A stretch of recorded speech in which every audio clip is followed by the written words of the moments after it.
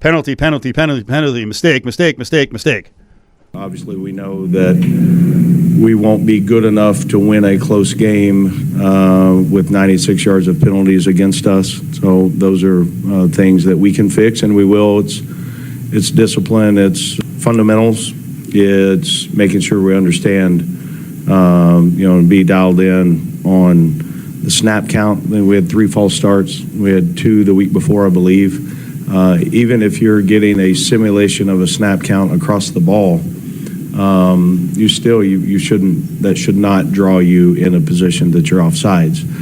Our 2 pass interference calls, we're grabbing in a position 1 on the comeback that our right hand wrapped around on top and caused jersey restriction. Okay, they lost by like 20 points, right? Right, and he wasn't really much different after the game. That was today at his Monday press conference. Yeah, he comes right in. But this is what I believe UNLV football needs, because 3-1 on the surface, you're like, holy crap. By the way, I had someone right after the game yesterday was like, someone on Twitter was like, man, when's the last time they started this well? I'm like, last year! They were 4-1. But you know what? Last year, like this year, Brumfield got hurt, and then the team sort of fell apart mentally for a couple of games. And then in spots, I don't think the motivation and the focus was there. This is a guy who comes in after a 17-point win and probably told his players afterwards, congrats, I'm really happy about this, but mistake. Like, we're not going to keep winning if we keep doing this, and this. So there's a great Paloma over at Fox 5. She puts up the picture, like, for, what's her show called with Barry Odom? Reb Zone. So it's a picture of her and Odom at the desk for the show, like this last one.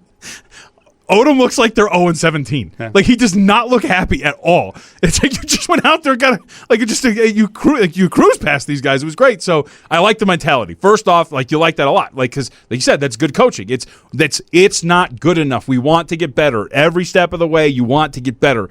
And that's kind of why I mentioned too, and I want to stress, I don't think you have quarterback questions as in Brumfield better watch for his job. I didn't think Mayava was very good. He threw for under 200 yards. What? Threw an interception, committed another turnover where they played. PFF charged him with 2 total. What?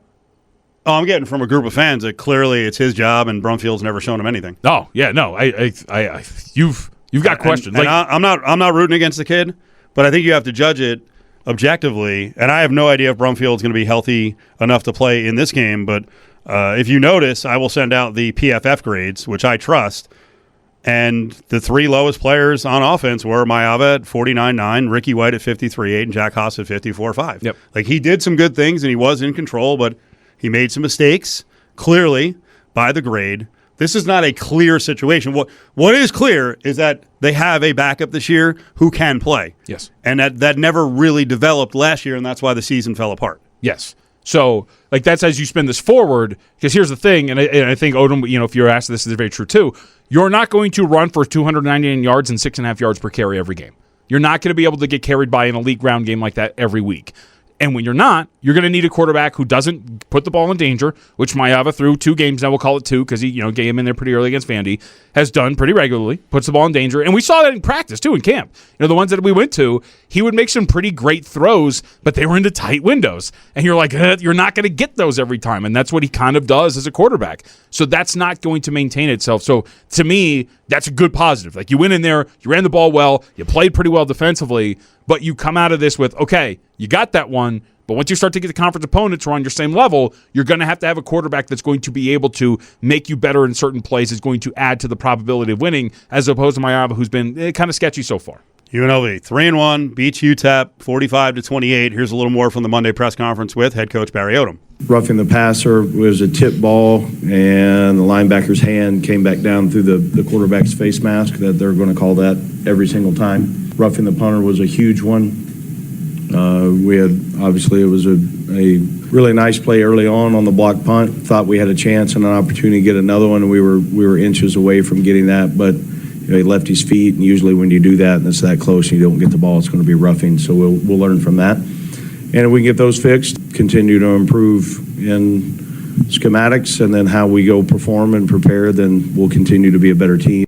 There you go. 3-1 start. Woo! I figured I'd build on this because the Hawaii game, Hawaii's dangerous because, first of all, they fight really hard. more importantly, Shager's a guy who's kind of like A.J. Swan. He makes mistakes, but he's got a freaking cannon. Yeah. And Timmy Chang's like deep shot, deep shot, deep shot, deep shot. And the pass defense, again in this game, UTEP had 6 pass receptions over 15 yards. They had a deep shot to the corner for a touchdown, which made the game very close and kind of nerve-wracking towards the end. So you hear my voice at the beginning of this asking Odom about the pass defense. Where do you feel you are defensively on deep shots? Because I think UTEP hit on like 6 that were 15 yards or more. Yeah. We gave up, it's too many. We want 3 or less, and if we don't get that fixed, we won't have a chance of playing good defense. And, that's pass rush, that's underneath cover zones, helping in rerouting routes, that's being competitive in the 50-50 balls, it's fundamentals, it's habits, it's eye discipline. But, you can run from the truth or you can run at it, and we got to get it fixed. I like that. I'm going to use that on the show. You should use it on me. If I start stumbling in a numbers conversation, you can run from the truth or run at it. But it's true. You make the choice. Otherwise, I'm going to destroy you in this analytics conversation. Because, to bring up the thing with the PFF numbers, too, I mean, some of your defensive backs didn't really grade out very well, right? Jeray Williams gave up a long of, 29-yard reception, I think, right? And he had a lot of stuff, 50. back-to-back weeks over the middle. Mm-hmm. They're having trouble. Now, anyone tuning in right now is like, wow, these guys are kind of being hard. They're 3-1. They just won 45-28. This is what you want. This is what you've wanted, Las Vegas. Is a team that's winning, but you can still criticize. It's not like, whoa, I'm just grateful to be 3-1. Oh. No need to criticize. Yeah. The coaching staff wants that. And really quick, sorry, there's no excuses, but betting market-wise, you're a 10-point favorite, whatever. Hawaii, they're competitive, you mentioned. They're not good this year. That is kind of falling apart for them. That is, I would argue, a must-win. You should not lose to that team the way that they're playing football.